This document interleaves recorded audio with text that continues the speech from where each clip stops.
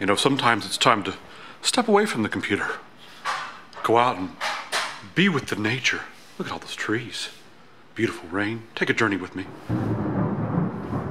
You're walking, feeling the rain upon you, cool breeze, through the pine trees, the needles bristling against your bosom as you run naked through a field.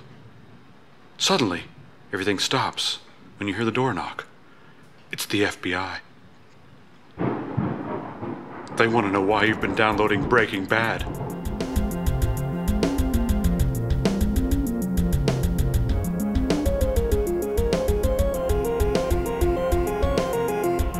Well, I feel much better this week. Last week I was ill.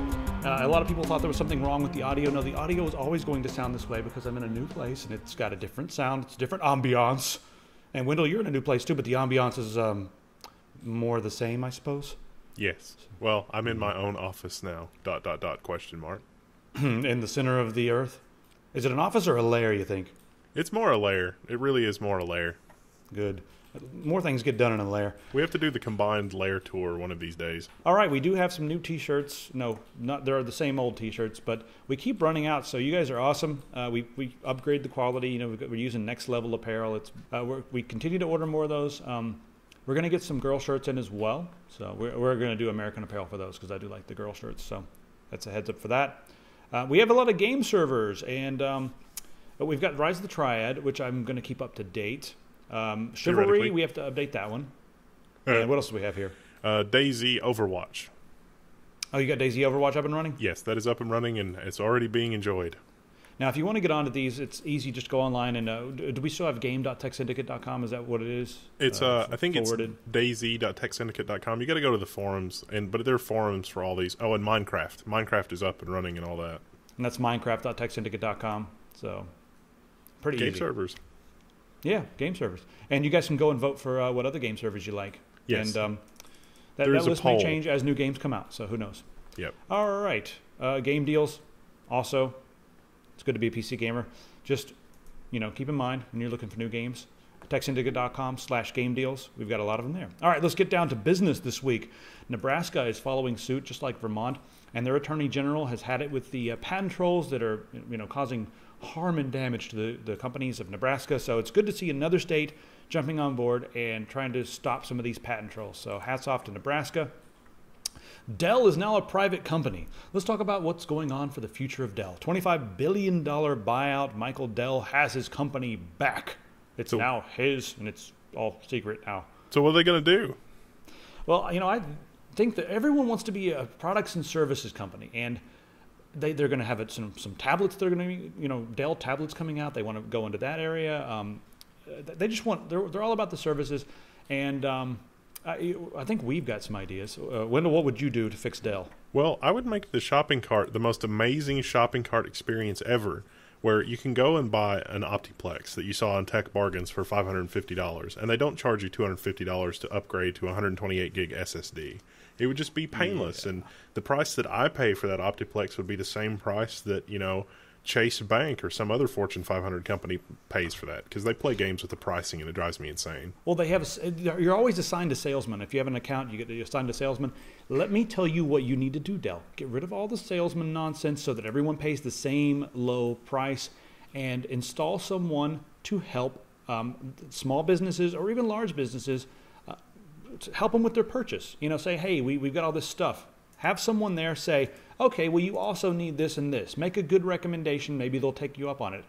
Or how about this? Someone calls and they're like, hey, I need a computer or system that does this and this and this. And they're about to spend $10,000 buying a bunch of crap they don't need. Why don't you say, listen, you don't need half of this stuff. You need all this, and then you need our service package. Make your money that way. People will love you for it. And if they have an easy, straightforward shopping cart checkout system that doesn't give you 12 different prices for the same hardware configuration, and it doesn't clearly explain why it's different. That would be nice too, yeah. All right, and other old companies that are doing strange things, Apple. Hartmut Esslinger, he's one of the guys that came up with the quote-unquote design language behind the Macintosh line of computers. He worked with Steve Jobs, and he was integral in that process of designing and innovating. He said that Apple no longer innovates. So that's a pretty big deal when someone, I mean, I know there's a lot of guys out there, I've even talked to a lot of people that are still after all this nonsense, saying that Apple is the most innovative company in the world. It's not. And you have insiders like this saying the same thing that I'm saying. Well, I could see that, but the real problem with Apple is that everybody is too scared to try to live up to the Jobs legacy. Apple just needs to be Apple, and they'll be fine. There are smart people at Apple. There are people at Apple that have good ideas, and if they just let those people do it instead of trying to be the next Steve Jobs, I think they'd be a lot better off. Their stock is down now. They've got the new iPhones coming out, right? The plastic ones that are unapologetically plastic. They would normally make fun of this, with their all sleek metal bodies. But, well, and the plastic is meant for emerging markets. Like, people in Kenya are going to buy iPhone 5Cs, I guess. The problem is that it's still too expensive. And their investors know it's still too expensive because there are less expensive options. And people in the emerging markets are not going to care as much about having an Apple product as they are going to care about having something that's extremely affordable. And if you can get about the same quality for a lower price with Android, they're going to do that. And I think China is one of their emerging markets too, but I don't see this selling in China either. No, there's way too many options in China, and there's way too many knockoffs in China. People are going to be buying knockoffs of the new plastic iPhones before they're going to be buying the regular iPhones, and they're sometimes hard to tell the difference between them, other than the fact that the Android operating system that comes on these knockoffs is just a skinned Android operating system. Anyway, everything's okay. Here's Tim Cook, and here's his chart that he's got beside him that's showing that, look, the chart just goes straight up. So everything, why is everybody worrying? Look at this chart. I mean, what do you make of this chart, Wendell? This chart is amazing. Yeah, the line in the background is total number of iPhones sold all time. And so it's like, that can't go down. That can only go up. Really? Is that, why would you graph that? I don't understand. Because it looks so damn good. Yeah. The iPhone 5S, introducing the iPhone 5S. This video, 4 million hits in just a few days. It'll probably have 5 million by the time we release this. Just go check it out. It's hilarious. I'm not going to play it here, but it's just a bunch of guys. They made an introducing the iPhone 5S, and it's pretty damn good. The iPhone 5S. The S stands for same. All right. So in Massachusetts, a couple blogs were having a dispute, and they decided to abuse the DMCA takedown notice system to take the other blog down. Now, here's the funny part. One blog used the DMCA takedown notice to take down the other, and then they went online and made a video about all this saying like, yeah, I used the takedown notice to totally take his ass down. And then all this went to court. And the courts were like, that seems pretty legit. The freaking courts were like, yeah, that's cool. So that means that these companies can issue DMCA notices to Google with impunity now. Because as many as they want. Yeah, but this needs to go to the federal level or like DC or something, I hope. But wow, come on, really? Wow. You're going to see a pattern in this episode of The Tech of courts and, governments just totally not understanding technology and totally being afraid of technology. So let's just keep on moving through this because there's a lot of scaremongering going on, and we see this in the federal court level. The judge in this said that the DMCA doesn't really have a penalty for when people do that, and it's Congress' job to make laws, not for some judge to make stuff up. And it's like, but it is your job, judge in Massachusetts. It really is your job. Like that's the purpose of the courts. The purpose of the courts is not just to make laws; it's to judge the laws that are already there and help come up with new laws. And if your ruling is bad, then it can go up the chain. But yeah. It's almost like when you go to, like a store where no one wants to help you, or you call a number where everyone just keeps transferring you around. That's what I feel like this judge is doing. She's like, that looks like work. No, just whatever. Like, you appeal it to the higher courts. It's like when you go and you're like, hey, where's the scotch tape? And some employee is like, I don't know. Why don't you go ask Randy? All right, so we see the federal court, right?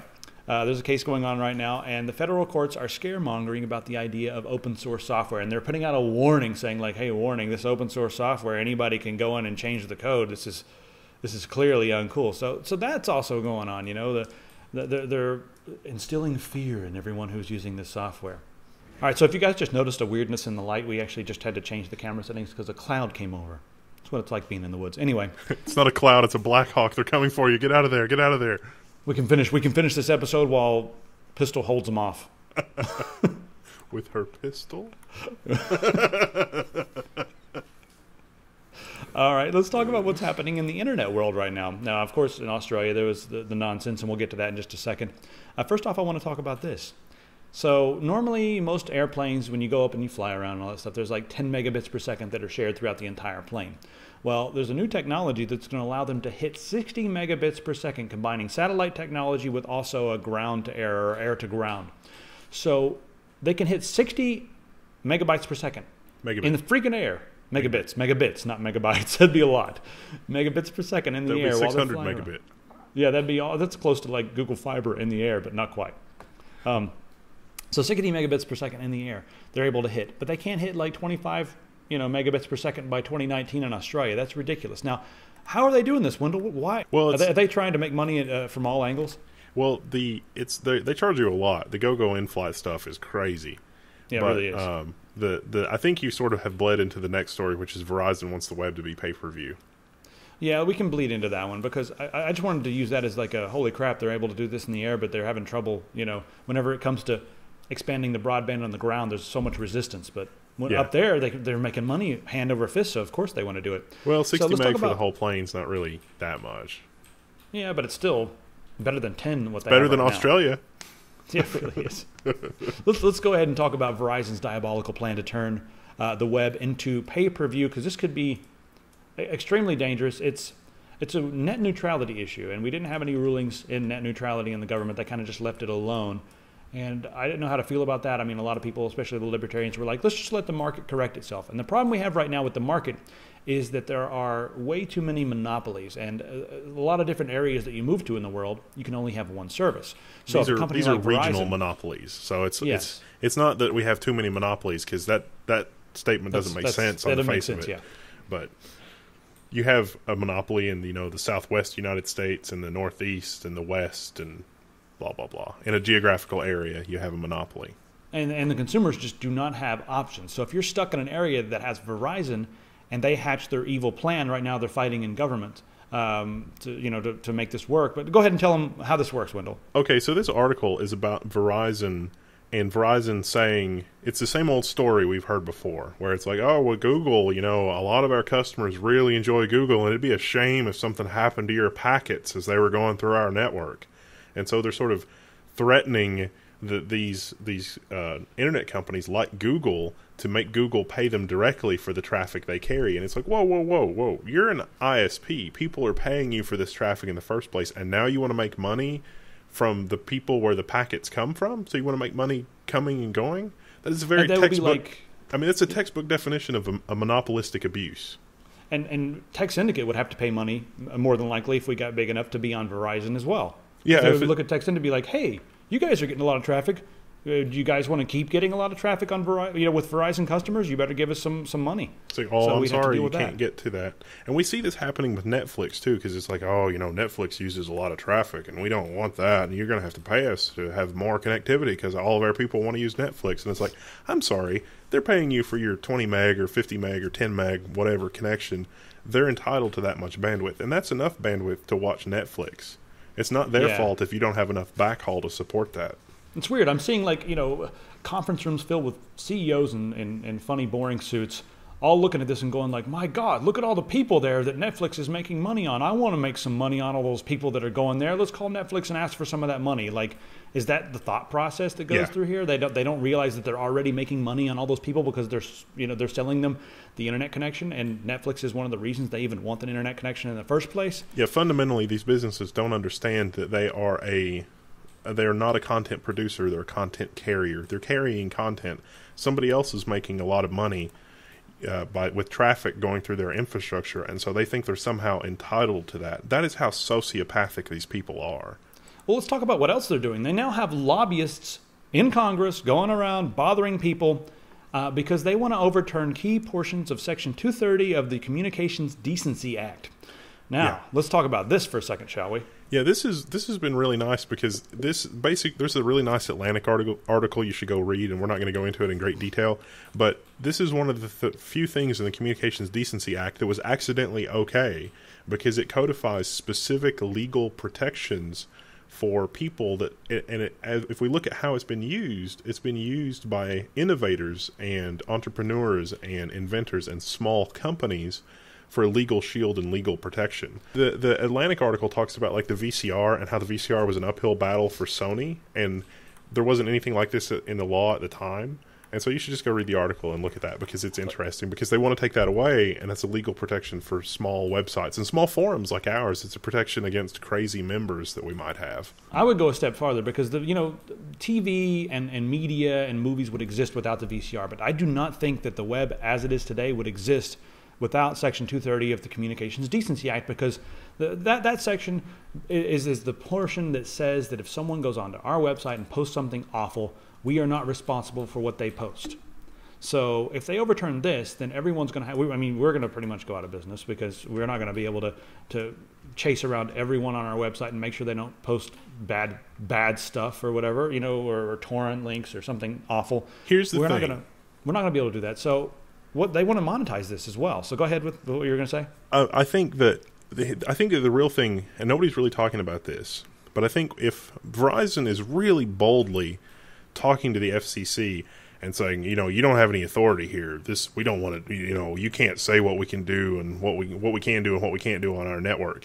And what I think it's really about is the ads, because they don't necessarily have to negotiate directly with us. If they can do this and our traffic's not encrypted, they could replace our ads with their ads and make money on our traffic, and nobody could stop them.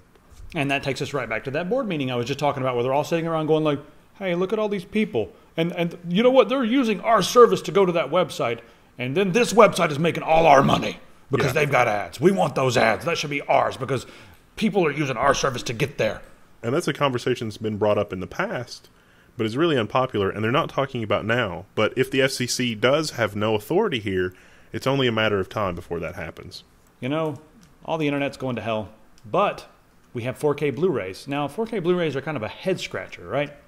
Because if we're all using the web. When's the last time you bought a Blu-ray? I don't know. What's a Blu-ray? Yeah, exactly. Most of us are using the web for our media. Netflix is huge. But, if they do all this crap to the internet, there may be a market for 4K Blu-rays. And especially if you look at, what's going on in Australia right now.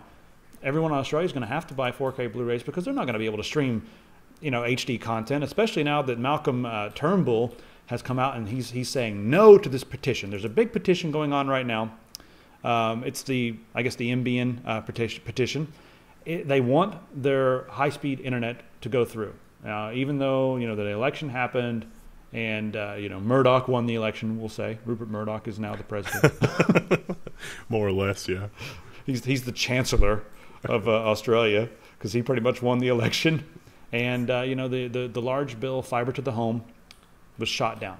So there's a huge petition started by 20-year-olds. That's one of the things that they want to cut to save, to get back on budget, because that does have a massive budget overrun. What it would do for that entire region of the world would be amazing. I think that the problem here is that whenever you got a government project, a lot of these companies are like, the purse is unlimited. We can just do whatever we want and it'll be fine. I think that they do need some sort of American entrepreneurship to get this project done, and maybe that means taking the project to the people, because who better to deploy fiber in all these communities than some local community-based company? Maybe they could set up a fund or something like that. So, that's what they're doing in Vermont. If you look in places like that, they've got the guy with the mule or the horse running fiber through the woods, doing all by himself. Companies like VTEL, just taking it. And, they're taking the money from the local governments and doing the build-outs and that sort of thing. And that's exactly what's going to get it done. It's going to be that it takes a lot of elbow grease. It takes a lot of brow sweat. And you're not going to get that. You're not going to get that kind of commitment from a large national company. But from a small local company with small local employees, you would get that, because they're building something for the community. Back to Vermont, it's number one in the country for internet speed. If you can get internet, they're still expanding, but it's number one in the country because they're giving the money to the people on the ground and letting them do it themselves. And that's what everyone needs to do all over the world, pretty much, is, governments need to come up with a grant system so that local companies and local individuals can get grants to run fiber, and then economies will explode. And that's the place that we saw, micro trenching, and they're actually using mules to run fiber, and that's perfectly viable. Across the Australian outback, the same kind of thing could be done. Yeah, and you wouldn't have to worry about, I mean, the weather and that sort of thing as much as you do in some places in the world, but it would work just fine. And look at how Google's innovating. You know, they're not buying top-shelf enterprise gear for their gigabit network. They're rolling their own hardware. And yeah, they're basically smacking it together with duct tape and glue. And that's a cost-saving, yep, that's a very cost-effective, cost-saving measure that they could do. So we have faith in Australians. There are a lot of smart Australians. They just need to put the right Australians in charge of the project. Yep. All right, we're going to talk about the NSA for a little while. Oh, just yes. A little bit. Not too much this week, just a little bit. Not a week goes by that they're not, into something. I remember LavaBit. He was the email provider that may or may not have been used by Snowden. And he was shut down, basically strong-armed into shutting down. He was given a choice of, going to jail for aiding and abetting the enemies or shutting down. So he pretty much shut down his service. But right now he is deciding to take legal action. The guy is appealing the order. He's formally appealing the order. And they can't talk about it yet. It's still sealed and blah, blah, blah. But his lawyers are going after it with the legal defense fund. Hopefully something comes of that. Dude's fighting for his rights. That's cool. So I wanted to mention that. And I also wanted to mention that Edward Snowden has been nominated for the EU Rights Prize. He just keeps getting nominated for things. He keeps getting recognized around the world. And people around the world keep mentioning Snowden. Key political figures keep mentioning Snowden as an important individual. So just wanted to give you guys a heads up about that. Yeah, the quote from the EU rep was, "Snowden has risked his freedom to help us protect ours." And it's like, holy crap, that sounds like a whistleblower to me, which should have legal protections. Don't we have like a legal protection thing? And didn't Obama? I don't even want to get into that. I thought we did, but I guess we don't. Let's talk about Google and Yahoo. They've been fighting with the government to release the findings from the FISA courts. And Marissa Mayer, almost in passing in this CNET interview here, she talks about not wanting to go to jail, and that's why she hasn't been able to say anything about these. And they were like, well, why would you go to jail? On what charges would they bring against you? And she was like, treason. Yeah. So apparently they've already had that conversation, and it was like, we want to talk about this, and we're going to talk about it. And they're like, no. No, you go to prison for treason. So mentioning court findings, which should be public in the first place, is tantamount to treason? Apparently. Is that what we're getting at here? So you guys can watch that's the this takeaway from that, yeah. And that's what the LavaBit guy said, too, is, I can't talk about it or they're going to put me in jail, presumably under some sort of treason law. What's that 1984 quote that comes to mind? Freedom is slavery. Yeah. Ignorance is strength. Ignorance is strength. There we go. Let's talk about hardware. That's all the NSA this week. Just a light NSA this week because we were too busy talking about the ridiculous... They're sabotaging the internet so they can sell their Blu-rays. Yeah, that's hilarious. So Intel, 14 nanometer PC. And they say Moore's Law is alive and well. And I will agree with that for now, because of course it is for now. And the predictions have been that it is going to be alive and well for at least the next few years. So anyway, 14 nanometer PCs, Broadwell. And a lot of these chips are going to be coming to phones and stuff like that. You'll see them in phones, but you may also see them in desktops. So now this article is really interesting because about 5 or 6 episodes ago, we talked about how Intel's 14 nanometer fab plant was already up and running somewhere. And somebody was like, no, Global Foundries hasn't figured that out yet, blah, blah, blah. And here's some dude from Intel shows up and is like, ta-da, 14 nanometer. Yep, and there it is. And you know what else? The power requirements for x86 are coming down so far that we're going to start seeing x86 in phones, and not just Atom processors. We may actually see some 14 nanometer Haswell, Broadwell type processors in very small, low power devices. We're seeing them pop up in inexpensive devices like the Chromebook and the Acer Iconia. But that's an Atom. The same thing is happening with the Atom architecture as well. It's shrinking, and the amount of power it needs is going way down. So all the people who said that x86 would never work or never compete directly with ARM processors, shut your mouth. It's going to be an interesting future. It could go either way, but the fact that you can do so much more per instruction with CISC, if they can get the power management down and the overhead's not a liability, then it could be good. Yeah, it could be really powerful. We can start to blur the lines. Also in hardware this week, I've got an EVGA Hadron case. Very interesting. Let me just go and grab it here. It's sitting over here on the floor. Now, one of the biggest gripes that I've had with these... there it is. Let me put it over here. One of the biggest gripes I've had with these cases is the fact that in order to get them small, you need to use an SFX power supply in order to get them small enough. Well, SFX, there's not really that much out there. There's like the Silverstone that's like 850 watts that's decent, but it's expensive as hell. And if you go bigger, you're going to have a big, bulky power supply. So EVGA on this one, they put a 500 watt gold certified power supply in the bottom, and it's an interesting form factor. It's very slim and flat, and it goes all the way across the bottom. And with that, you can power a GTX 780 as long as you're using Haswell. If you're using something that draws too much power, it may be a bit of a, something for concern, but it's pretty cool. So review on this is coming up in about a day, so check that out. And I'm also looking at very low noise, the RM850. And you played with the 1,000 watt version of this, right? Yes. 1200. I played with the 1200 watt version of that. Now, the cool thing about this is that it's, well, of course, it's 80 plus gold. And up until 40% system load, it doesn't spin. Like the fan does not spin. It's just off. And so you get no noise at all. So, hey, buy one of these for a low powered system and it's just going to always be off, you know. As long as you're using 400 or 500 watts, it'll be completely silent. But even once it starts spinning, it's going to be nice and silent as well. So I'll be using that in my next build. I'm actually building a new rig for myself. And everyone keeps asking, hey, what are you running? What are you running? I'm actually running an ASRock right now. What the hell just fell on the floor? Something. I'm moving things around. You broke it. Here's what I'm using right now, what I've been using. I pulled this out, and I'm actually using the Honey Badger as my primary machine right now, so it's a bit weird. But, yeah, I've been using this ASRock and I keep, every day I've been like, oh, I'm going to replace this and get a, not a better motherboard, but just a bigger motherboard, because that one's really fast. It's X79 Extreme 4M. That's what I've been using. So I'll be switching over to Asus Workstation X79 motherboard, and then be using this Corsair cooling unit, and I'll tell you the rest of the parts as I get them, and then we'll make a video. So we've also got a dual Xeon video coming up soon for you guys. Oh yes, everything is done with that. Just need to you and I just need to sit down and talk about it. Yeah, I think that's it. Yep. All right, science. 200,000 people have signed up for the Mars One trip. It's a one-way ticket to Mars. 200,000 people want to do this. I don't think I could do that. I mean, waterfalls, trees, and all this business, you know? I don't want to live on this planet anymore.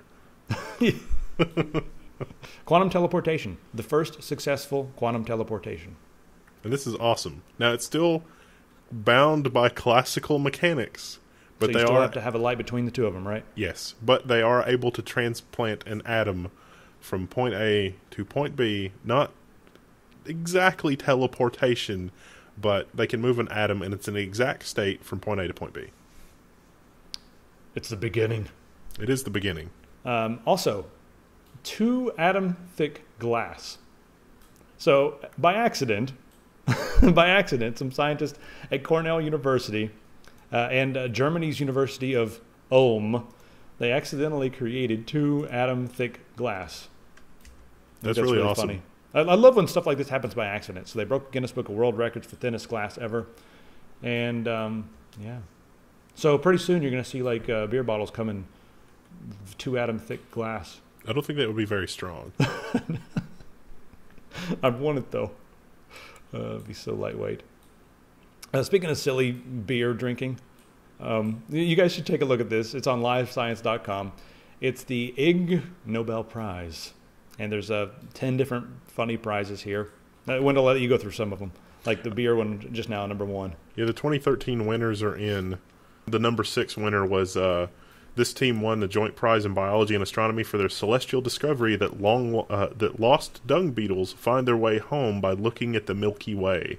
Here's how it works. After rolling a perfect ball of poo, the beetles climb on their dung balls and dance around in circles before taking off.